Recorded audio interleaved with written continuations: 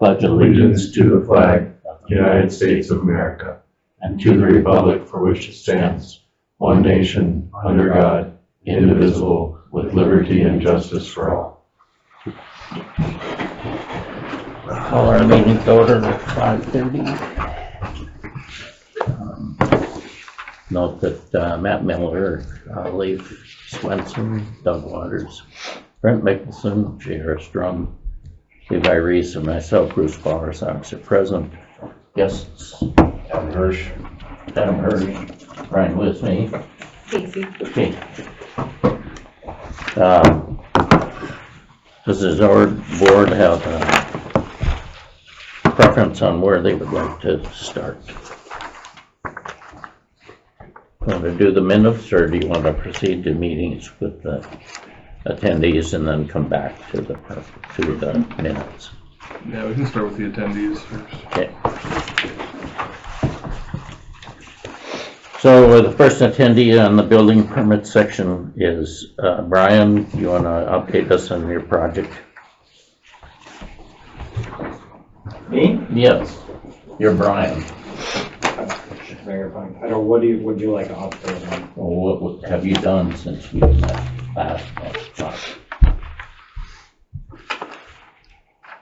Since we all met last about the project, the last correspondence I had was with someone who terminated their contract with the city, and I asked in the email specifically, were you still working on the project, or are you no longer? If you are not, planning and zoning, please advise. Okay. And that was close to a month ago. Okay. So I haven't. No changes in your plans, or is there a printout of any kind that shows the layout of the building and things like that? You have one that I submitted. Which one? And then it was sent to the inspection multiple times. It was sent there for review. Maybe. Can you get to that? But I'm not really here to go over the specifics of today. I'm kind of here to go over what I had already submitted. So my last correspondence to Michael Blevins, which then he responded that he was leaving this up to yourself, the fire chief, and the state fire marshal's office,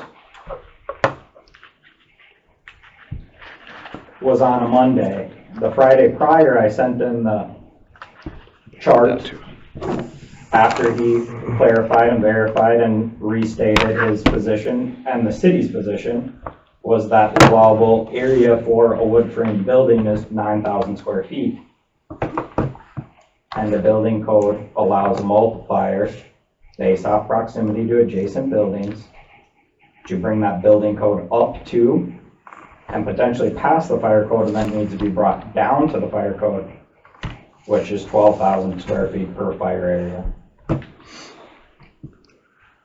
So my question in my last response was, if he could not comprehend or understand the code section that we're referring to, I couldn't engage a designer to make plans.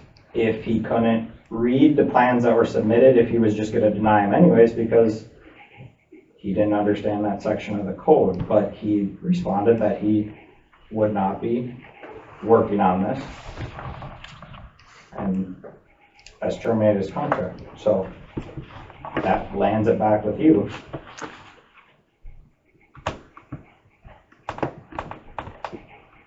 I've never had a request from Michael Blevins or from you for some type of specific documents.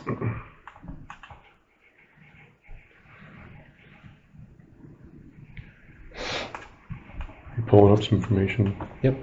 Okay.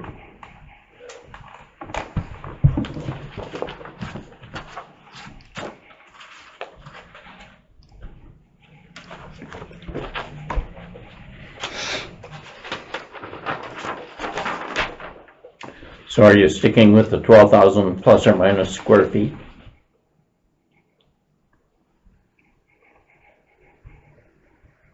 Is that your plan? Yes, my plan is 12,000 square feet, yep, plus or minus. That is the fire code, and the building code allows even greater than that, and then brought back to the fire code.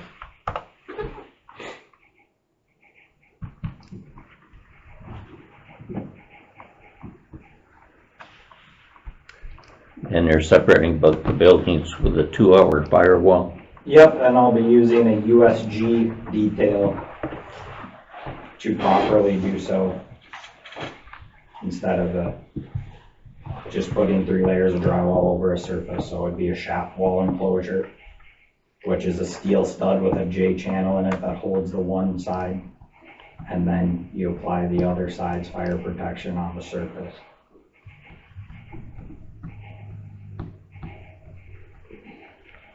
Any input on the part of the commission? What's that? I'm asking the commission whether they have any input questions.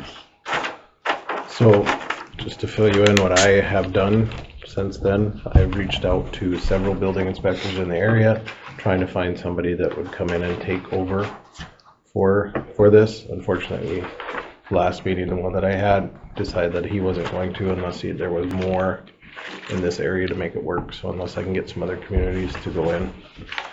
I have reached out to the Fargo building inspectors, the Horace building inspector, and the Grand Forks building inspector. Grand Forks is willing to do this one on an interim, just one time, but I need your guys' approval and blessing in order to do that, and have a contract with the city of Grand Forks to move forward with the Seawick property. All building inspectors that I have talked to have said the same thing, that what Mr. Blevins had proposed and what needed to be done, bringing it up farther, is the actual building code. And the letter that was sent from the fire marshal's office also states in there that if we allow it to go as is, or as the plans were submitted, it wouldn't fit fire code. And the city and the fire department would be then liable for said things.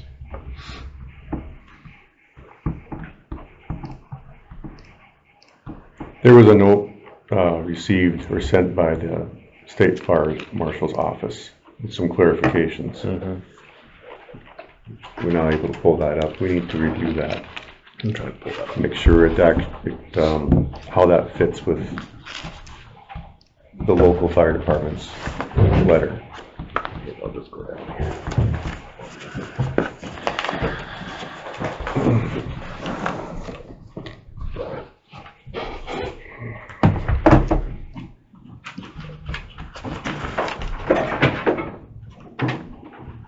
Yeah, I'm gonna the one that's removed over there.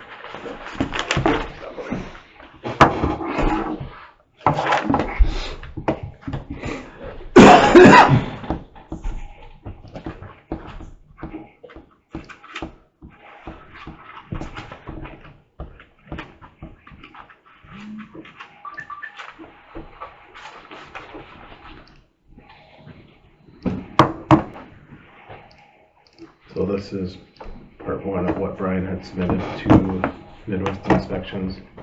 If you can't read the top, the orange is a firewall located, and then the green is new fire pathway exits and fire extinguisher locations.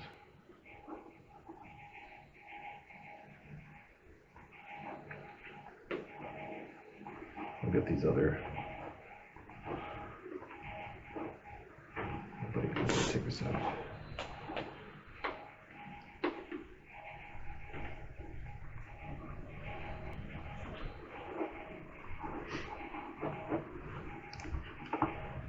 So this was his copy of what he was planning to do for the fire rated wall. I think it's noted in there that this only provides protection on one side, not both sides. Back from Mike Blevins before it was ended.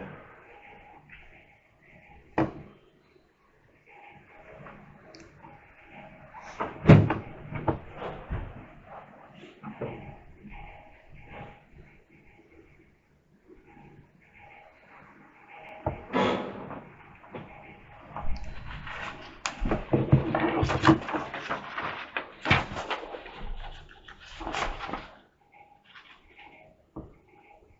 I'll get to this so you guys can look at it while I'm trying to find that letter.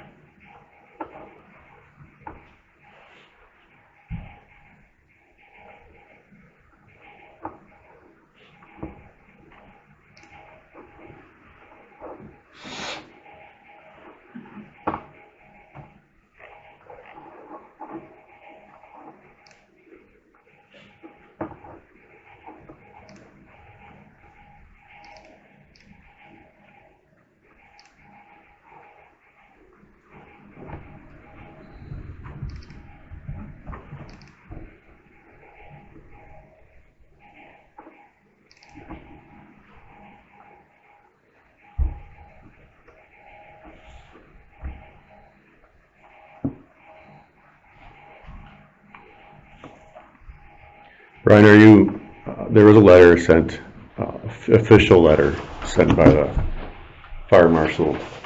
Have you seen that? Yes. Okay. Yeah, it was sent to me, Levi Reese, and Jamie Reed, and then was forwarded to Jake Rust. There it is, yep. Okay.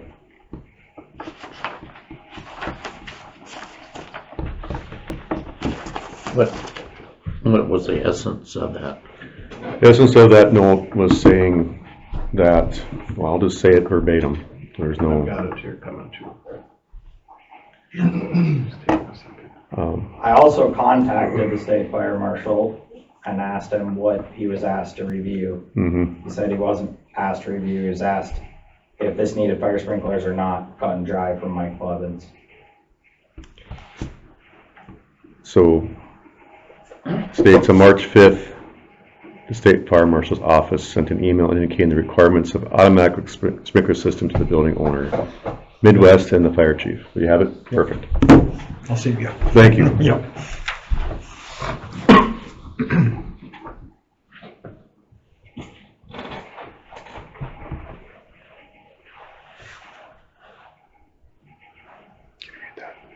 All right. Control plus might help me read it. Take a minute. Here you go, old guy. Put it here.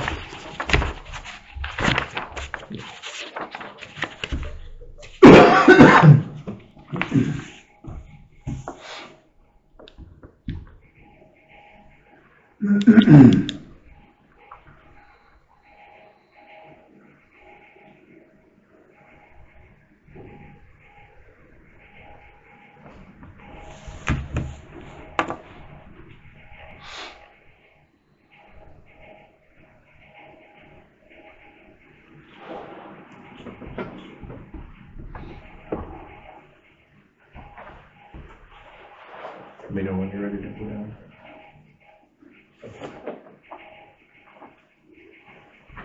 Go ahead. Yeah.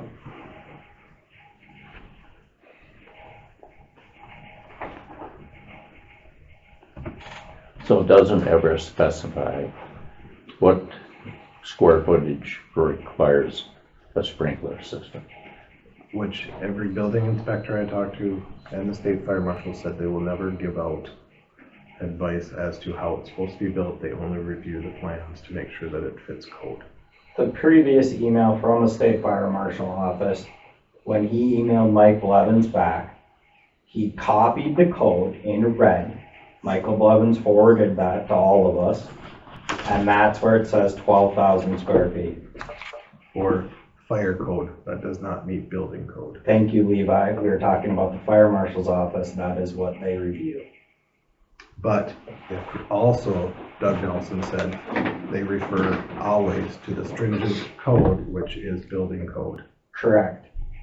So if you go farther down in the chapter from the allowable table, it's the proximity area increase factor, because the allowable table is for the most stringent setbacks from adjacent buildings.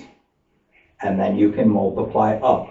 And there is a table for 0 to 10, 0 to 30, 0 to there's multiple areas, and that gives you a multiplier. That multiplier then can make you go past the fire code, where you need to follow the more stringent code, which in that case would be the fire code, because that's 75 to 100% of building proximity being at the greatest allowable in the table. That's 1.5 times the 9,000, which is 13,000, I believe 500, 400, something like that.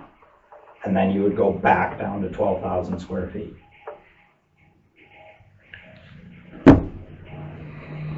Are you certified in International Building Code? Am I? Yes. Can I take an open book test with the guy who quit? Yes, I can. I can pass it. But that does show that the knowledge and certification is there, and that's why we go with building inspectors to make sure that it is meet codes and takes liability off this group. Right. So So your if inspector didn't request. Are you requesting, what are you requesting for documents? Are you requesting what you are, some professional term of documents to be submitted to you? what you did submit to him, he asked for more things which you did not return to him. You resigned. That was before he resigned. You didn't respond to me in a month, so I'm sorry that the timeliness of how that happened was not perfect. We also had other things that we need to deal with that you had requested us to do. But This group, this group, the office, So this left off as we have the local fire chief wrote a letter saying that 12,000 square feet plus or minus, I think it was 300. Now we've got a letter from the fire marshal's office saying that this building requires a sprinkler system but not the square footage in this letter.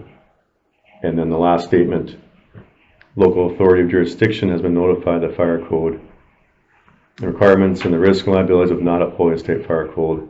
I think it's scroll, if you go down further, it defers that as the authority is your local authority.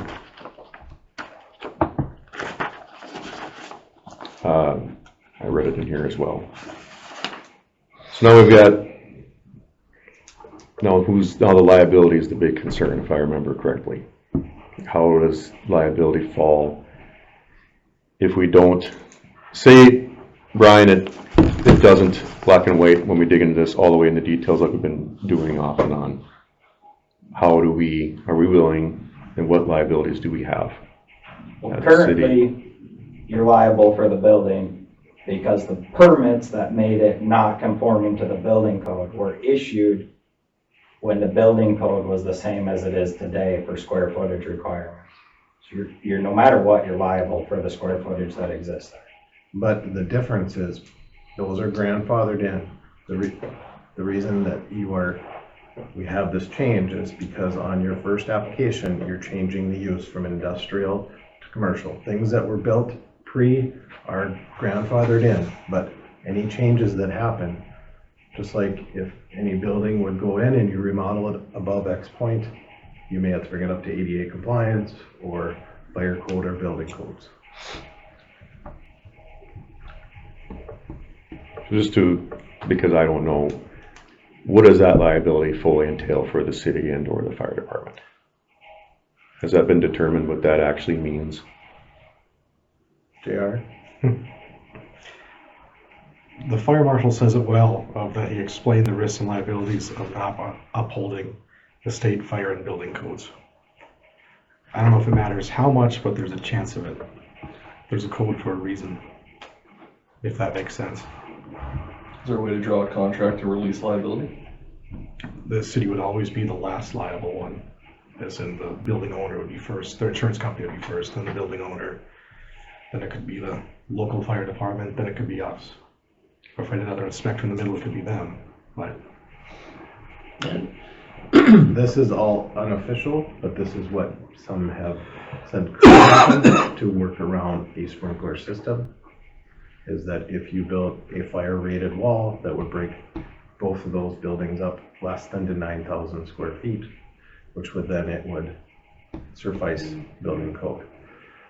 One building inspector said, well, why would you do that anyways? Most of the people that in our community have been putting fire sprinklers in because there has been a tax write-off that was great enough for them to, instead of writing it off over 20 years or whatever it is, you're able to write it off over just 1 or 2.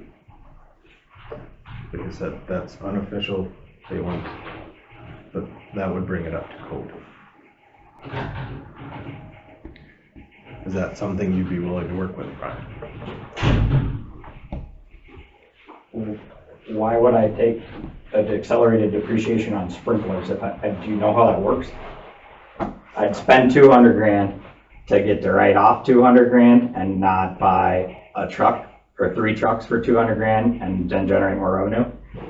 If I have an architect draw this, right? Someone that does large projects, maybe larger than all these inspectors you've talked to, does schools, does hospitals, etc. And they submit you a set of plans that say it can be 12,000 square feet, because that's the code, then are you going to accept those or have someone competent to review them and accept them?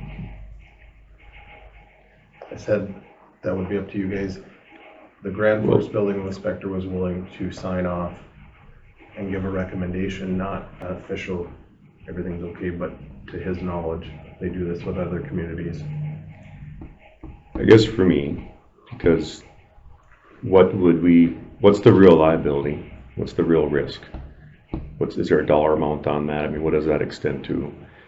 Is there an insurance company that takes that liability off of us? I think if Brian has insurance that will take care of all liability, how is that written? And then lastly is, you're talking about an architect, they'd most likely have to have NFPA licensed engineer on their end to review what it would take, or they just be licensed to some extent on that. I suppose it wouldn't be to the point where they actually do the design of a sprinkler. They would just look at the building codes and give their written recommendations, what you're stating. So you'd have a licensed architect put their license behind that statement. For the different fire protection methods or what fire barrier locations. Those are some and big, details. those are all the things I feel we need answered to put this to rest. What I'm hearing is we have some good information out there from both the applicant and from our city and some conversations with inspectors, but what are we really arguing about? What is a liability? What is it worth? Does it extend to loss of life? Is it just the building? Is it liability of 5% of the building? I don't know any of those answers. I believe could be loss of life. Yeah. And the state currently it's $2 million liability is the most that a city entity can take. So that's $2 million potentially on the fire department, $2 million on the city of Hillsboro. So that's what this is. Do we know that for sure? So the building's worth $1 million and there's a fire. I'm just running through a scenario because I'm struggling to wrap my head around all this. What's the full liability the city would have and a financial cost? And what safety risk do we fully have if the applicant has an insurance company and an architect letter from a certain licensed architect that stands behind what he's doing, which may conflict with building inspectors are saying? This is where I struggle. I'm not a personal expert on this. I just go by what's clear in front of me. So is the quickest way to move forward to have this company from Grand Forks come in and do this? Does that answer most of our questions initially? I'd say it's one piece of the puzzle. To clarify, that's not a company, that's the city's inspector. It's the city's inspector. Okay. Well, you're currently contracted with a different third party. And they're not gonna stand behind it, they're gonna issue a recommendation. Yeah, and they won't spend a lot of time on it. If what I'm reading between the lines here is it'll be a safe statement because we're not paying for it to an extent.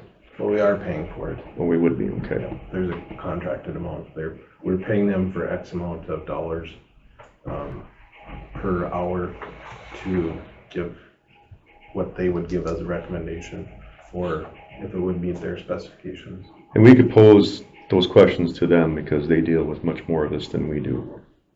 You know, so what if 3, 4, 5, 6 more inspectors come to the same conclusion that Mike did?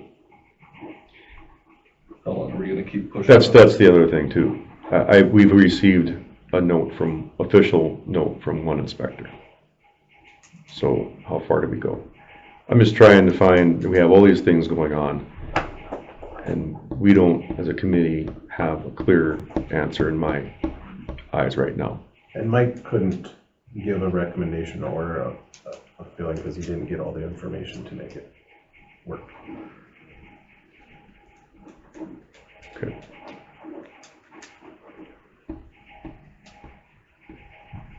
And just to note, Mike also does work for the city of Fargo as a building inspector. Okay. Or does contract work with the city of Fargo. Well, is the commission recommending that we sign an agreement with the Grand Forks Fire Inspector then? We're looking for a recommendation from the commission. For a one-time, just this project, yep, The city inspector. correct. So we would need a motion and a second to recommend that the city hire a building inspector. But are we hiring that to be the final say in this, or are we looking at anything else, like I mentioned? Because it's bigger than just an inspector. Yeah, that's what I'm getting hung up. It would be a recommendation to you guys how you should proceed, but ultimately it would fall back as this commission saying yes or no to the building permit. And I think it needs to be clear beyond recommendation what the real liability is to us. And would anything the applicant provides from a licensed architect,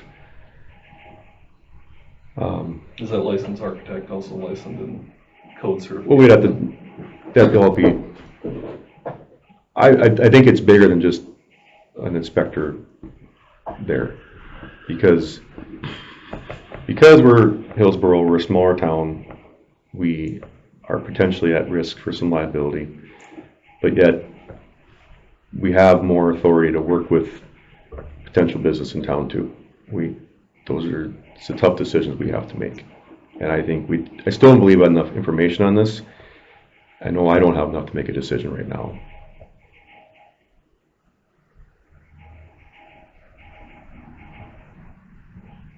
How much is that contract for? I haven't seen it yet because I need to move forward. I'd entertain a motion to recommend something to that effect, that we would hire the Grand Forks building inspector.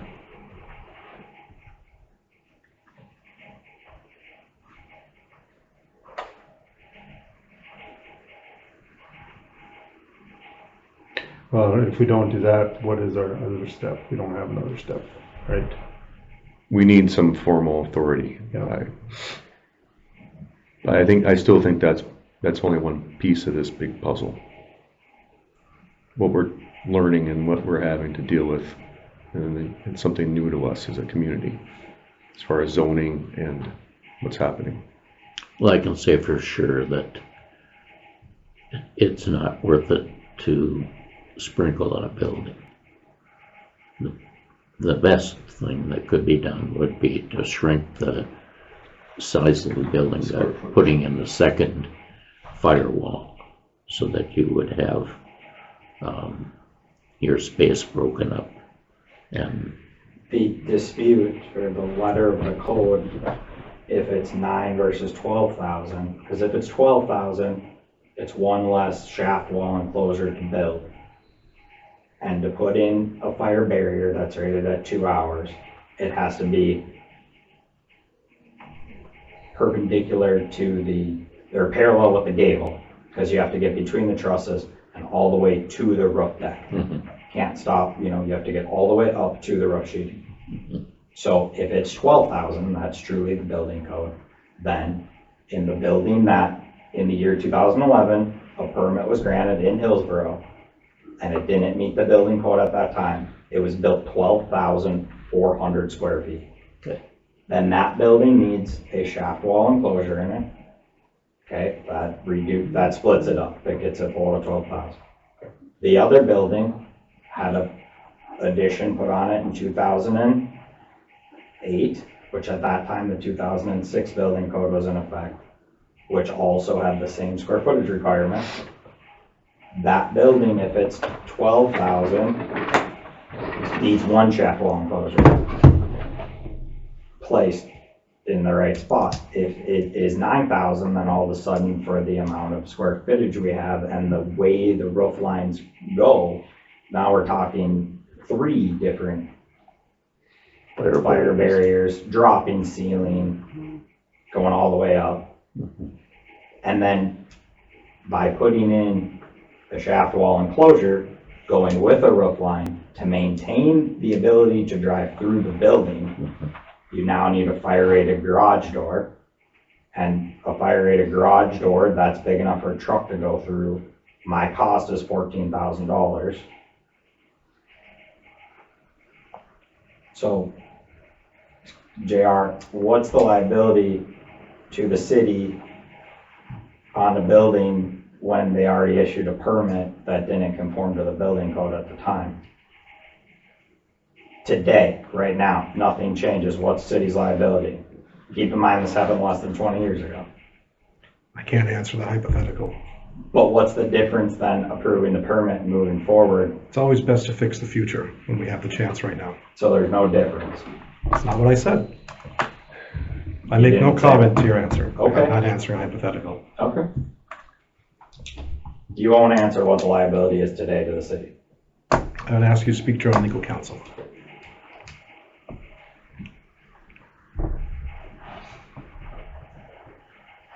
Does our insurance company have that answer? The city's insurance?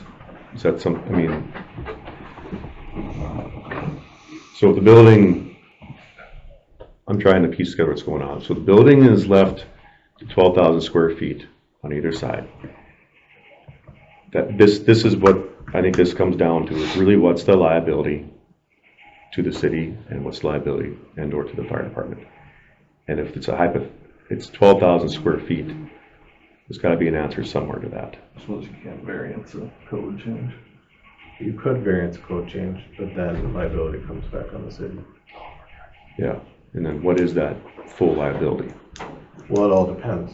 It's a hypothetical because we don't know who, first off, if somebody gets hurt, the building owner's insurance may cover it and pay for it, but then they may come after the city and they may come after the fire department and they may come up, or they could just cover it and call it good.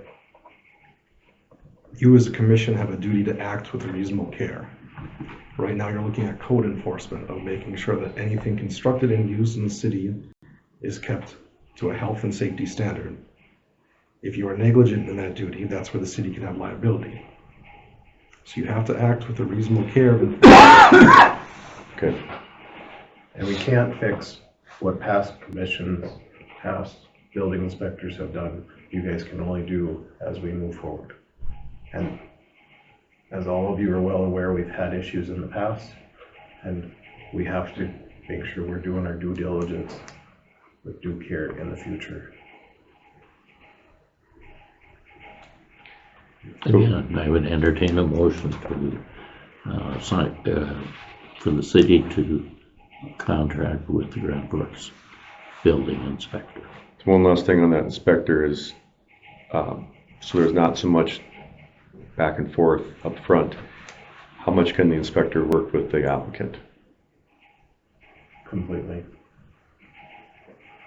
Okay.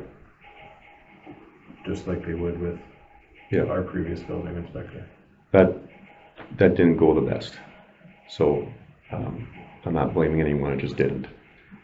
So Brian, what's that? Do you want a third party or an intermediary in between? That's not what I'm implying. I'm going to ask Brian. So if the Grand Forks building inspector is brought in and work with them from day one. Yeah. Or we're going. What's that, Bruce? You're shaking your head and. Well, we're trying to find somebody objective, okay?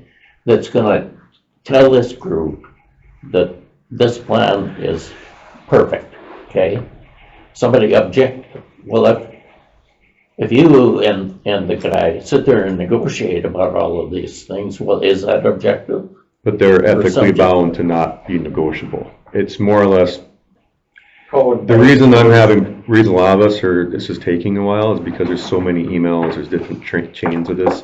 We need to document what's done, and, they need to be, that's part of them being an inspector, is being ethical. And if the applicant, Brian, has a number of concerns, and he's educated himself on a lot of things he's read, he's shared with us tonight, I think it's in the best interest of this committee that if we bring in an inspector from Grand Forks, that they work with him, and then it should eliminate a lot of the problems we're currently having, in my hopes.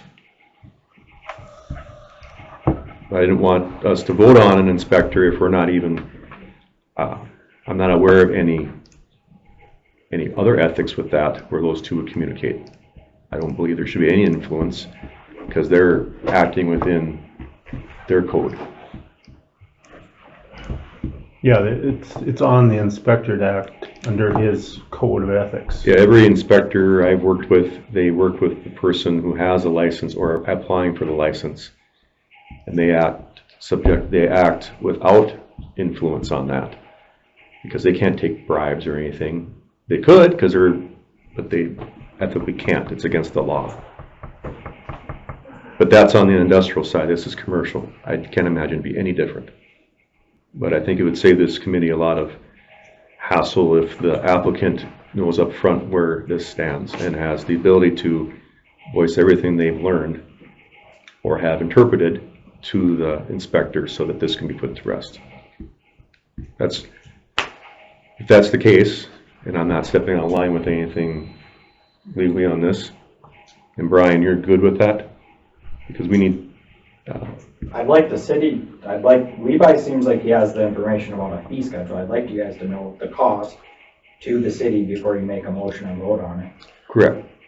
But Is that not reasonable, Bruce? Well, I just don't. That, once again. So sometimes this looks like people are trying to be obstructive, okay?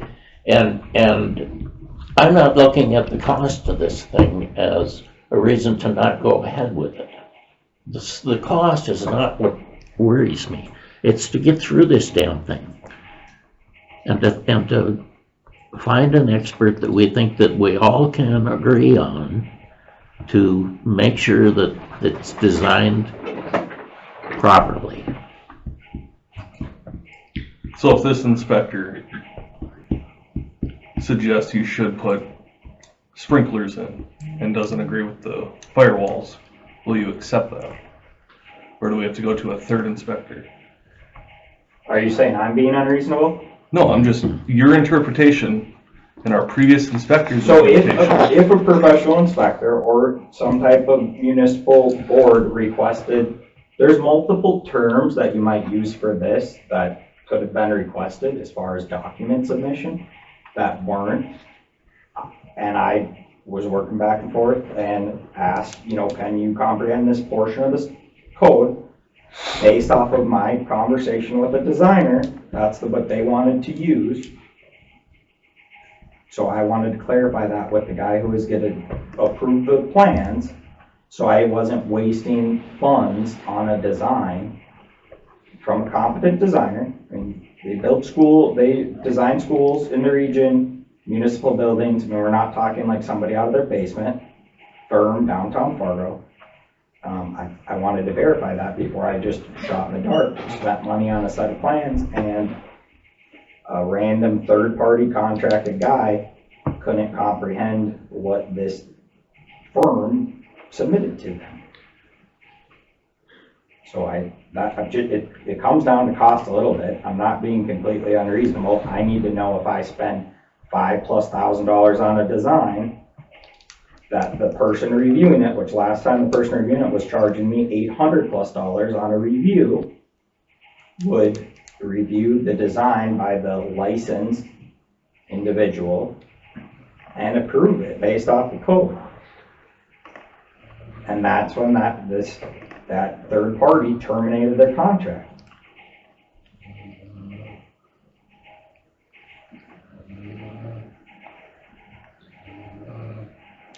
So, What is the fee? Do we have that? We don't. Okay. because I gotta pay the fee.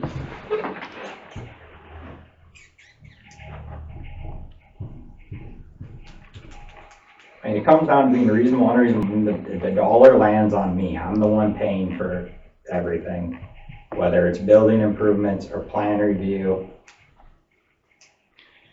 Can we make a motion to approve it in a provision that the fee is under X amount of dollars? Cover everybody? I don't know where that would be. We could, and I can bring this to the commission, it's not a guarantee that we split the cost. I think due to the circumstances, I'd be fine with splitting costs. but- I'll pay the guys a review if that's what the deal is, but you said you don't know the fee structure, and that's just kind of something in a business-minded sense, right? This costs me hundreds of thousands of dollars depending on which way it goes and what I have to do, weeks of my time, months of my schedule. You should have the fee schedule I don't. and for a guy to give an opinion. I don't yet, because I haven't gotten it from their city attorney or from, Able to find that, JR? I can't yet, no, I can find the building permit fees, but If we get we could do a motion, I suppose, with a fee like Doug said, pending,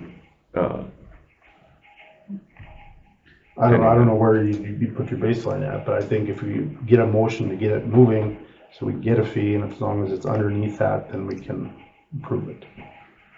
in Whiteseth was what? I don't remember what theirs were. I'll pay the fee if it's to the city of Grand Forks, because it's gonna be a set scale that they already have, I would hope, or something darn near. They should have something, it should be the same price as they charge their residents. and if it's their building permit fees. But he said it's an hourly fee is how they did it. They were Okay. fine. So I don't know. The only addition I would foresee is maybe mileage, but Well, I think And that, this was just for a plan review. This isn't for, to say that the plan is. So there wouldn't be any mileage. It's just, okay, just a review. just review saying yes or no on the system that needs to be installed. Well, I'd like to make a motion to approve the city of Grand Forks take a look at it. I'll second that. are we saying that up to a maximum of $7,500 to be split with the property owner? If the commission approves it. Yeah, we'd have to have approval. We can approve it too.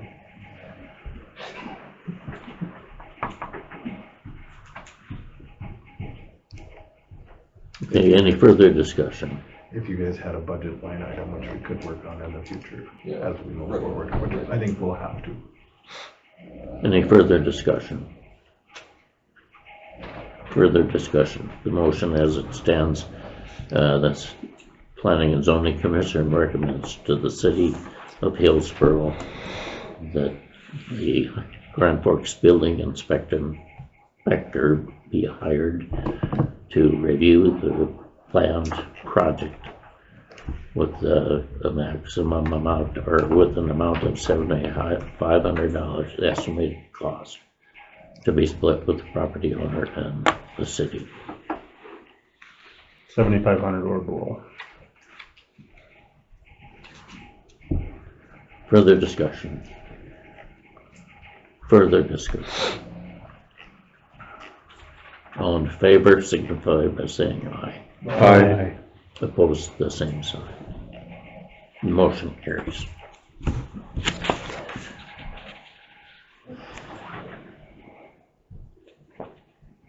How quickly can he act? So I'll have to go to them and get approval from their mayor. And now that I have approval, so it could take a week, it could, I don't know. I'm hoping by next week at the latest. Do they have to approve it at their council? That I'm not sure. We didn't get into that detail. So Part of you it- don't have a date. Not as, You have these guys make a motion for somebody to review something, you don't know when it can be done. there was an issue because their attorney and mayor were out of town, so they couldn't get an answer on it right away. But we know they can do it. He said he's willing to do it. He just needed to get approval from the mayor and for the attorney to draft the contract. Either way, there had to be 2 steps then, so we either had to approve it or they had to approve it first, so. Yep.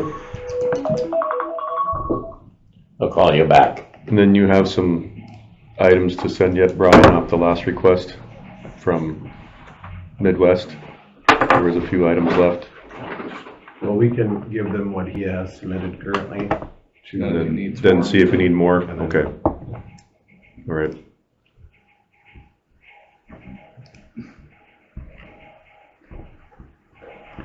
Well, the motion carries. Anything further that we need to do with this project? Brian, any other questions? I will hope that I will be informed who to contact, or they will contact As me. soon as the contract is signed, Casey or somebody from the office will make sure that you are aware of who to contact and their contact information. Okay. I hope that happens in a timely fashion from there. I know they are obviously a whole nother entity.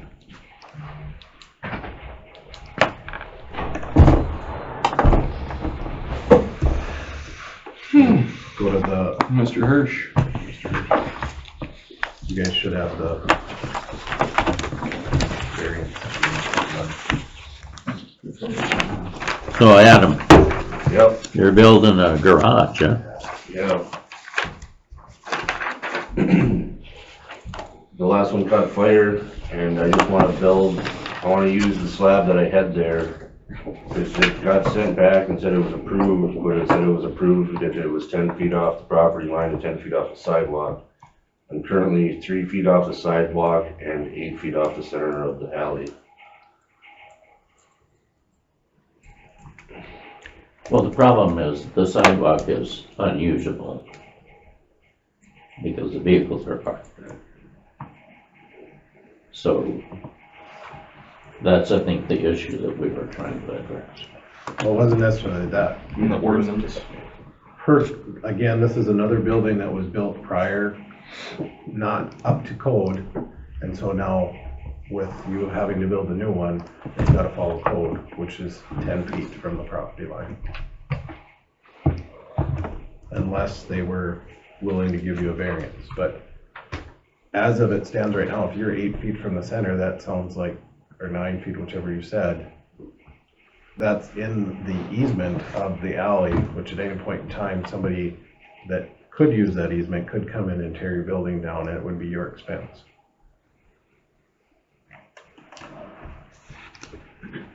If they needed to put in a water line or sewer line or electrical or the cable company or any one of those.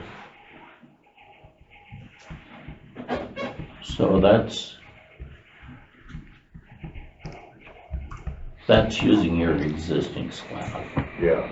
So in essence, you'd have to move back and maybe use part of your slab as a approach to make it work. Well, recently we had another garage in town where they built the garage, but they didn't build the slab under it. They built like a pole barn, you know? And then it looks like they're coming back later to pour the slab under it. You know, so I'm wondering, well, Well, that's originally what was there. I put the slab in there. It had a concrete footing all the way around the outside. And then I just poured the slab on the inside of it. And I put heat tubing in that and all that stuff with intent to use it. I never used it on there, but yeah, then the garage burned down, so, but I would like to reuse that slab. You know, I'll move a little bit over because I ain't gonna dig footings right there. I'll use the edge of my slab, but you know, it's pretty close to that 10 feet mark. And when you were talking about utilities, like, I don't know, they came in and got the fiber optics in there, and, the natural gas is all on that block, and there's never been a problem with that. I'm just saying it could. If it did though, yeah. Is there easement on that alley? That's, There's an easement, but there's an easement. oh, there's It's not. not a dead. There's an easement. There's an easement. Or I can't remember if it is dedicated. No, it goes through the alley, does. There's two other, garages that have to use the alley to get to their garage.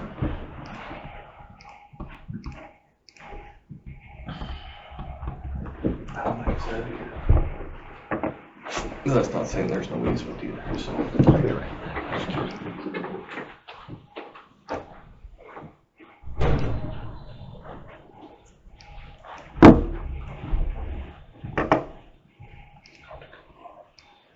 Oh boy. You don't need to see the county shop. I don't know why it zooms so fast. It was faster than free fall.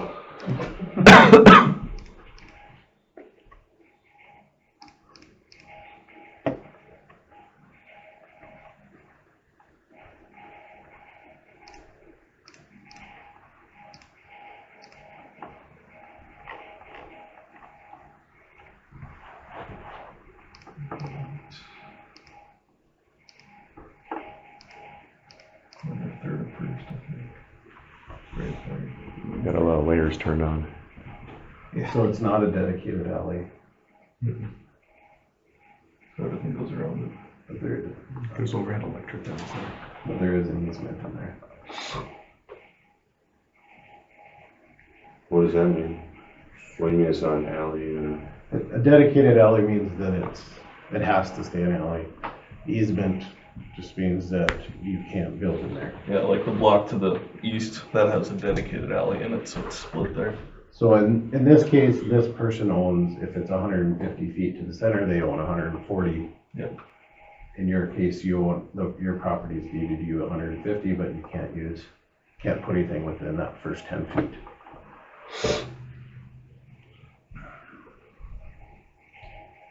So, like I said, if your original building was there, you're not in compliance.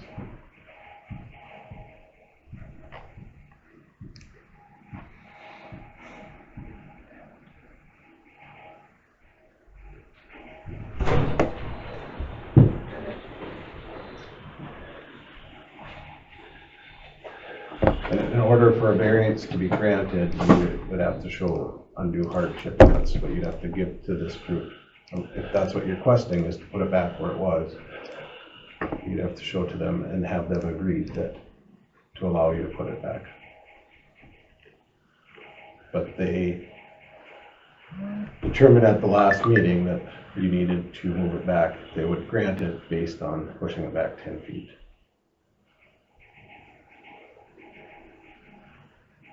I'd have to push it back 10 feet and then move it over 10 feet?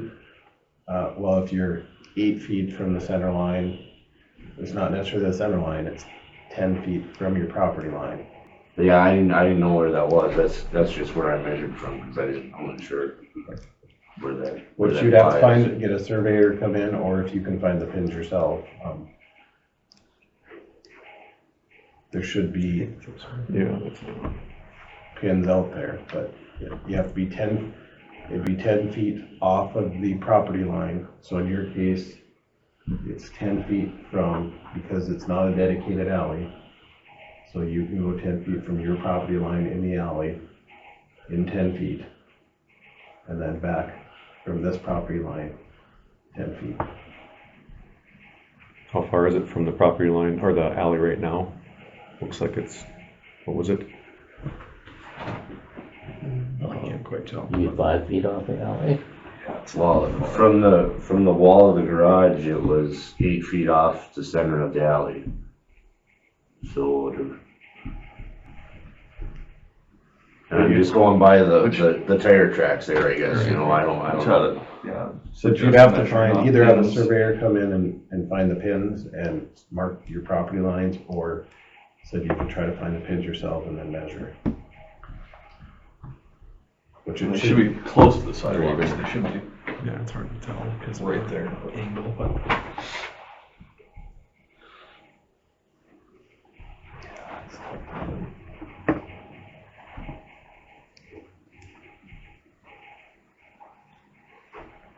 But it's hard to tell on these maps that, you know. But generally, the inside of the sidewalk generally is the property line or right about in there.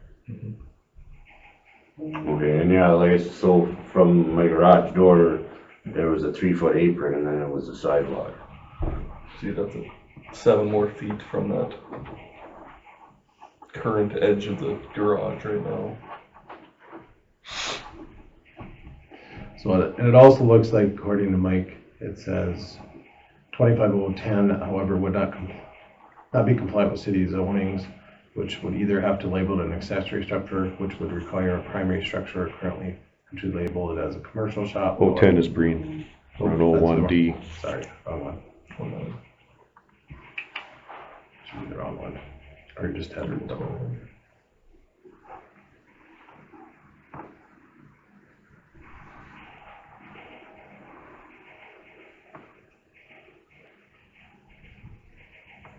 I guess it was. I was gonna guess there might be another cost. On the cost of it? For insurance is gonna give me 21.5 for it to rebuild it. Sure.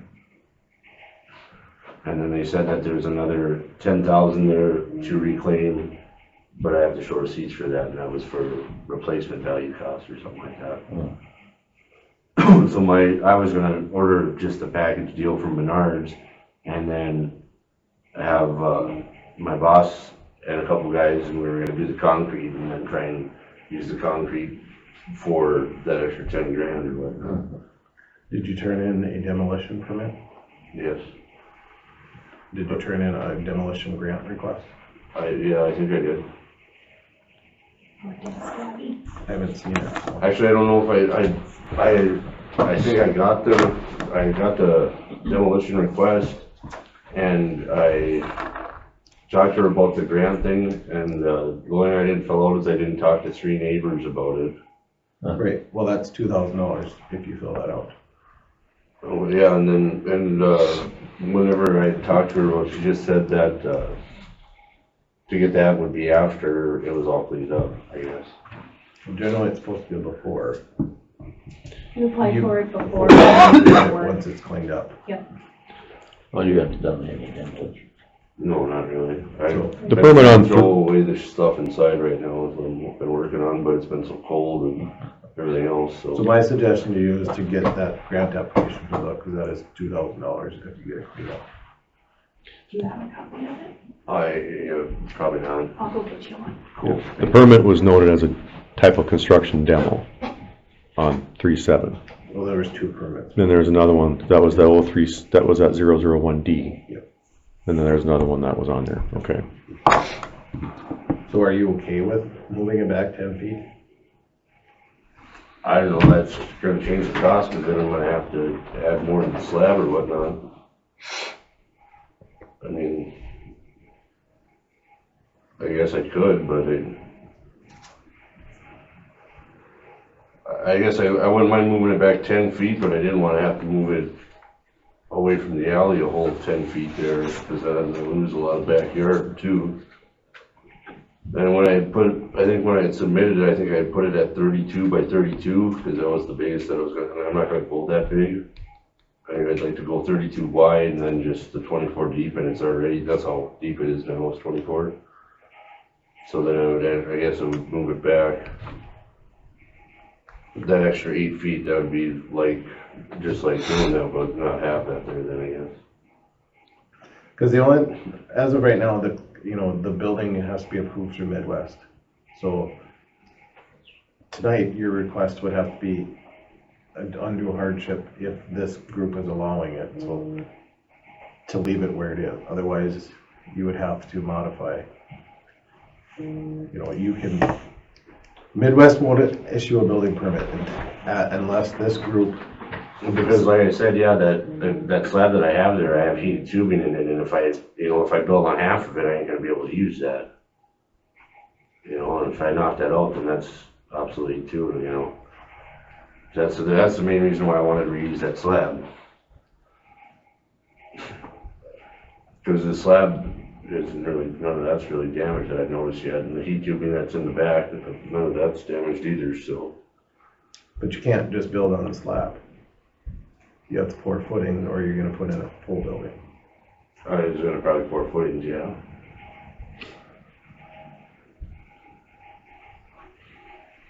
Which would then put it outside of.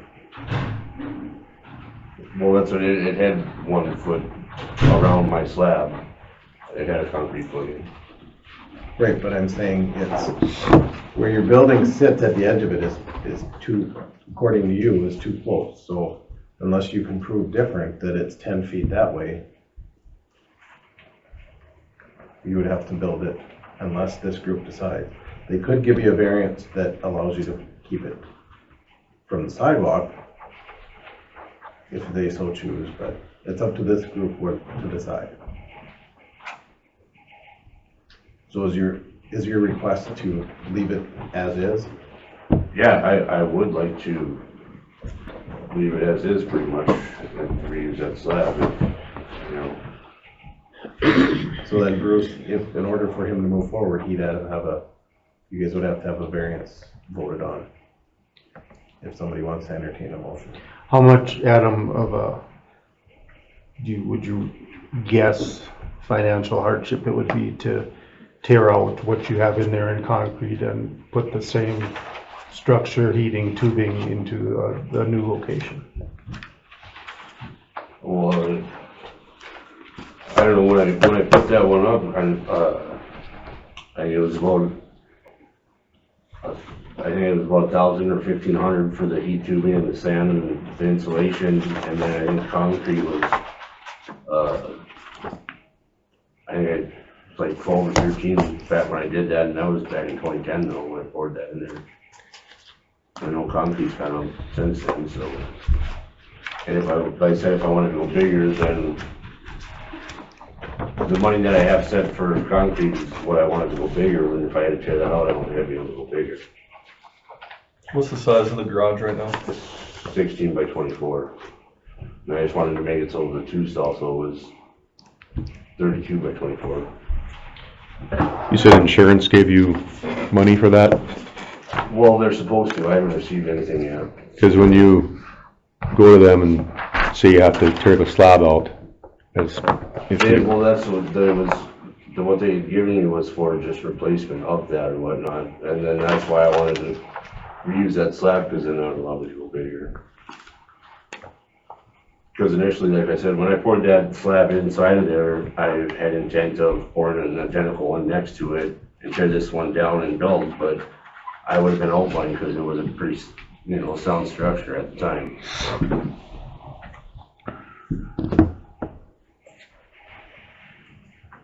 I just have a hard time with buildings being that close to the sidewalk, to the road in general, actually. It'd be good to know if the insurance, we're talking about hardship, if the insurance would pay for a new slab, assuming you'd have to tear out that slab because it's not approved by this committee.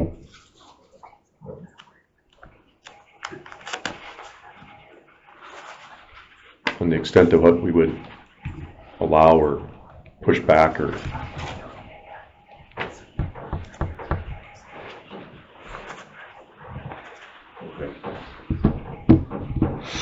Now, would you feel comfortable going back to your insurance company, like stating of our ordinances, like? And seeing, well, like I said, I think they have it listed out on there, and for the removal of concrete to put new in, but like I said, then I am gonna end up going with the same size garage.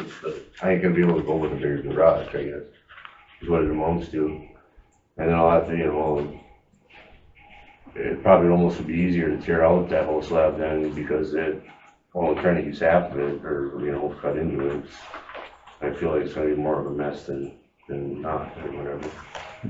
Experience with fires is you're supposed to be able to replace what you lost. And then if you Yeah, replace what you lost with concrete, but yet be able to move it and still fit the ordinances, then that'd be ideal for, you wouldn't get a bigger garage, but then it would fall in line with what Right, we're doing in the city. yeah, right, that's just it, yeah, I mean, there probably is money for it there, but like I said, I wanted to reuse the slab, so I can save some money, so I do. That was what I wanted to do, what my intent was, I guess. Okay. But, I mean, if it doesn't work, I guess it doesn't work, so.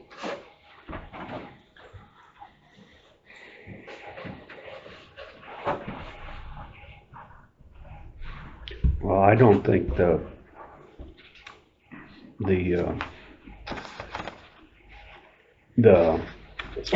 alley thing is so important, but the sidewalk thing definitely should be moved back.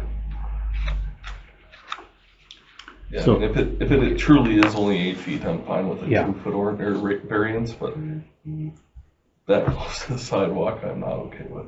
Yeah, the sidewalk thing, because then people can't walk on the But if you're sidewalk. gonna, if you're gonna move it, you might as well fit both ordinances, so. But then it might be a problem for him in the future if that has to be tore up. Right, because then it's on. I mean, if you're moving back to the sidewalk, which I agree, then it can be moved to where it's supposed to be from Yep. where it's originally. That goes right to the door and whatnot, So the whole garage. yeah.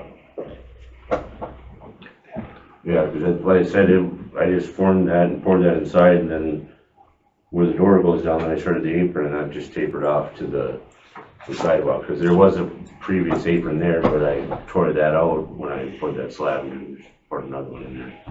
I think, like I said, I'm, 3 feet to the sidewalk, and then with the sidewalk's 4 feet, and I think it's about 12 to the road there or something, 10, 12, I think. I guess first step, maybe find your pins and see exactly how far off you are, And then meet where the setbacks are. you know, it's, So you guys are saying that there should be a pin in the corner there of the sidewalk, or what? Somewhere, yeah. one of the corners or across the alley, I would If you assume. can get a metal detector somehow, we should be able to beat. I had one in the garage. It's Or gone. after. It was in the rafters, yeah. Yeah. Everything that was above the rafters is gone, and then like about the next foot down, most of it just kind of melted. Yeah. And then like about waist down, that's just water and smoke damage, but yeah, everything had water in it. I think they sprayed it for about 4 hours. Couldn't put it out because of that tin roof. And I had the rafters filled too, so. Do you still have one, homeowners, right? Casey might be able to check and see if the shop has one they could maybe borrow. Yeah, we don't have one up here at City Hall, but yeah, I can check. So let's see, so Adam, you're gonna apply for that, demolition grant, right? Yeah, Okay. And find the pins.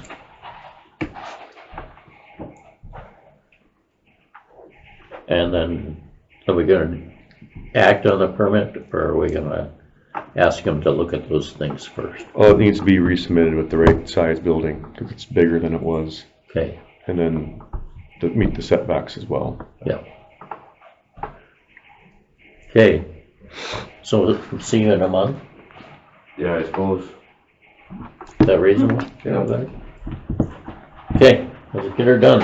All right, Thank you. Thank you. Adam.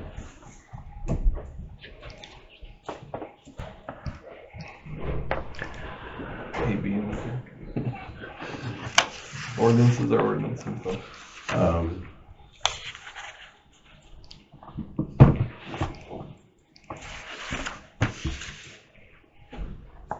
There's the variance, there's a few that we gotta get done. I know it's Okay. passed Yeah. out. So the green permit, that's a variance, you guys need to allow it or not allow it for accessory building. If no residential section, it's not, there's It's not no, part of the parcel then? it's a separate parcel. So it's Putting just it a on an fully open- accessory building because Right. there's no primary. Okay. So it'd be like someone buying a lot next to them building them. Yeah, but they're putting a shed in there to store stuff in. Yeah. Somebody making a motion? So moved. Prove it. Second. I'll second.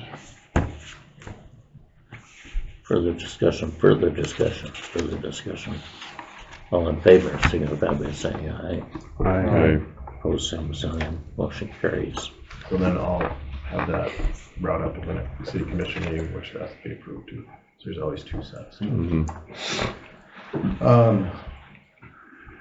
The stormwater plan.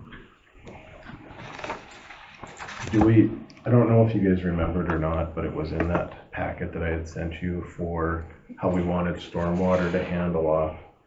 So basically what A2S had recommended was whatever water was there before, you have to store. Is that what you guys want to stick with? And it doesn't have to be in the ordinance, it could just be your policy. And so if you guys want to approve the policy that A2S had written up, that's fine.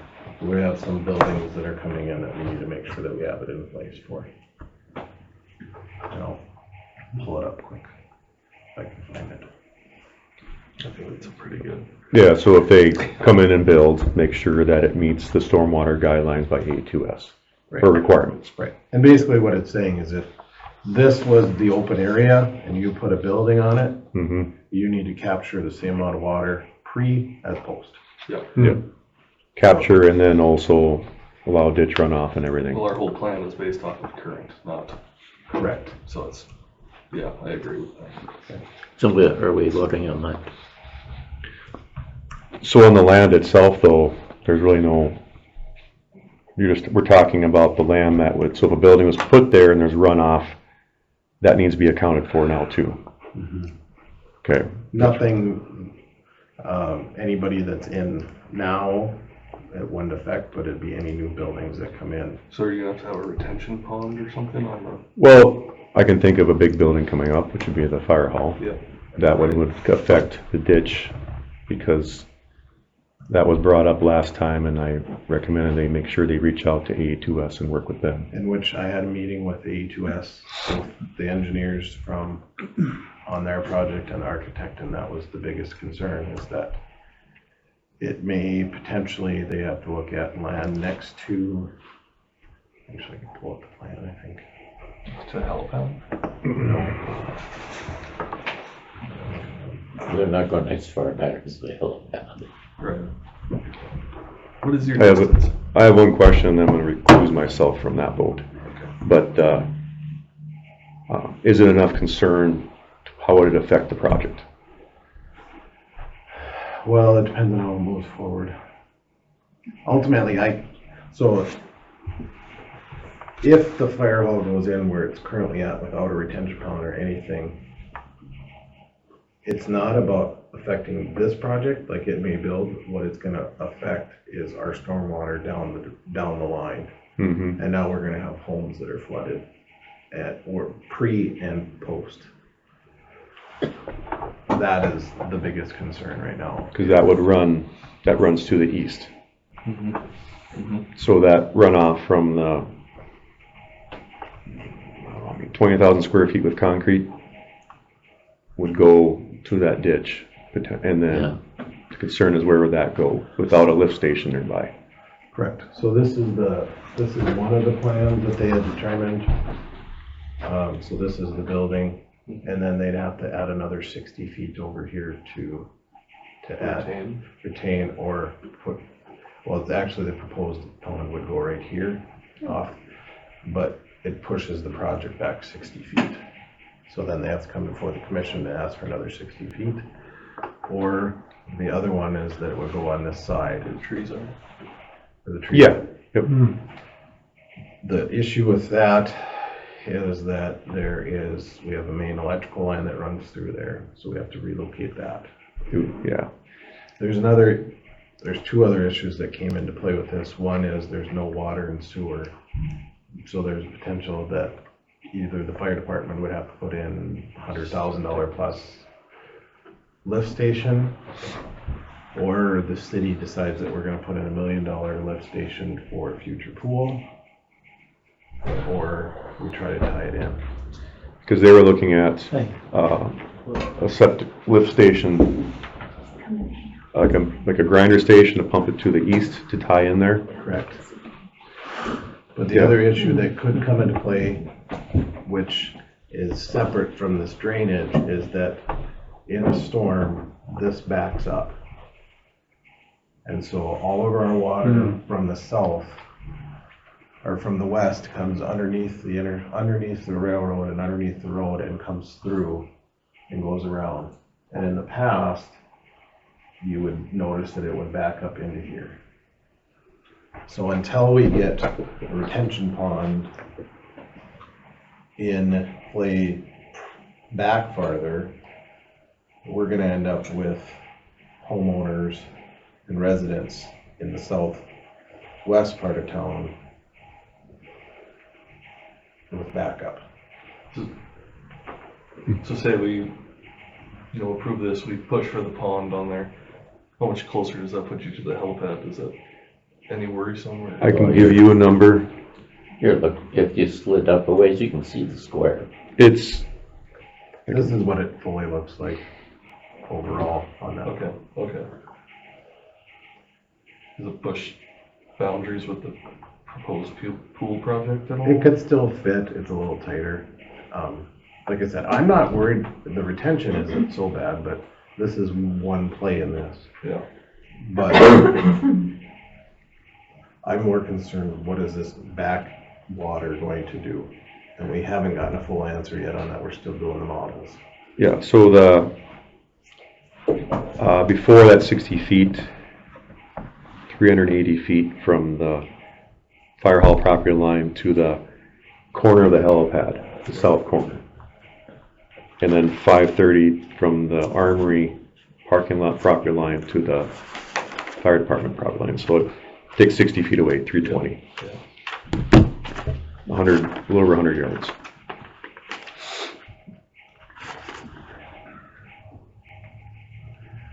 Do you think we'd get those models back? I had asked I just got it, she started on it last week, so. Maybe we should hold off then. Well, that's separate From the effects. from the, Right, as long as I but know our that decision would also affect that Right. project. it could. There is an alternative location potentially that wouldn't affect us as much. Nice. Yeah, there you go. Kill two birds with one stone. No, the alternative was, and it hasn't went any farther, and I just proposed it to them, saying that, they would consider it, was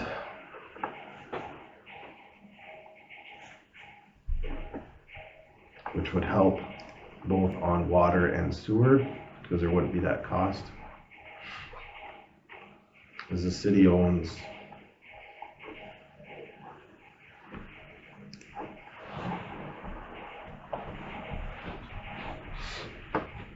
50 feet of property right in here. And there's a lift station, water, electrical's all right there. I just talked to John Driver about it and mentioned it to him, and it sounded like it'd be entertained and bring it up to the school board. Something like that big ditch, just like we have on the north. It's 50 feet. The city owns 50 feet, Oh. and then the school owns the rest, so it sounds like they'd entertain. Because the conversation has come up, what I was talking with John was, how can we make this a storm pond as well, because this is the other area. Mm-hmm. Well, it can't be any deeper than the one up by, Lonnie's place, the ditch up there. No, and this ditch wouldn't change. And this doesn't flood So, as bad. Okay. Well, we'll have to wait and see. Like I said, I'm gonna recuse myself from voting because I'm involved with that. well, I think it might suck for that, a couple projects coming up, but I still think that our stormwater plan is based off of current data and Well, the model might be fine if you move it back the 60 feet and it still supports a project that is in the minds of people, but not approved.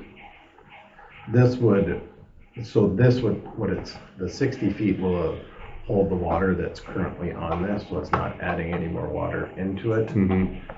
But we can't, I haven't.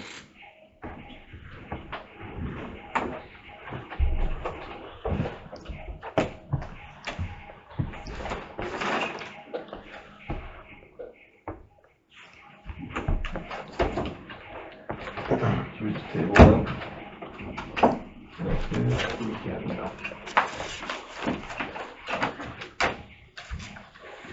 But just to make you aware of it. Yeah. But you have some permits you need to approve too. Yeah, Yeah, when we table that yeah. discussion. Oh, the water plant? Yeah, Okay, just for time crunch.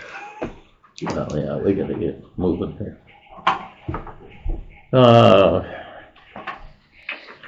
Let's get down to these building permits. Yep. Waisaki, What were they doing? that's 13. So these are all approved in office, what do we need to do tonight? Well, they are approved in office? Yep. Oh, okay. Actually, all of them have been approved in the office, or they've been approved by Bruce. Mm-hmm. Um, So we just need to endorse the, you just need to prove that you are okay with that. Can you give us a quick rundown on all of them? Waisaki, I know, is a kitchen remodel. Okay. The park just came in, so I wouldn't approve that one. Bruce hasn't had a time on it. Courthouse, they're doing steps. Seawick was approved in-house, that was just for the siding and windows and doors in the building. So no change of use, none of that. Okay. Matt came in today and was approved in the office. That was The room above my garage, I'm finishing. Full service foods, that is a temporary storage unit for food.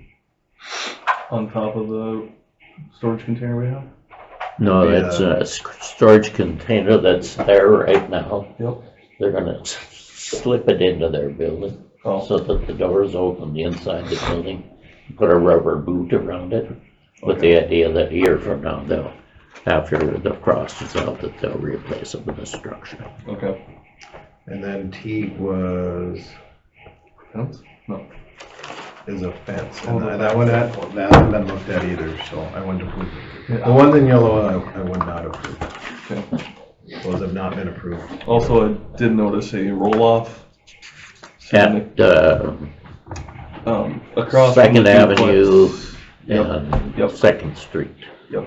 And I have not seen a permit on that, Nope, not at all. so. And they're definitely doing demolition inside, so there's wood stuff coming out and, We'll get the office to send one out. you know, I have to grab the address.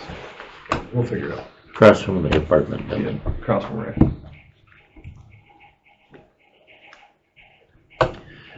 So we're taking all the light ones, we're approving all the light ones, right? Right, all the ones that were not highlighted. Yep. Okay, I take a motion for that. Move to approve. Okay, Leaf Swenson moves to approve. Second. Doug Waters seconds. Further discussion. All in favor, signify by saying aye. Aye. Opposed, same sign. Motion carries.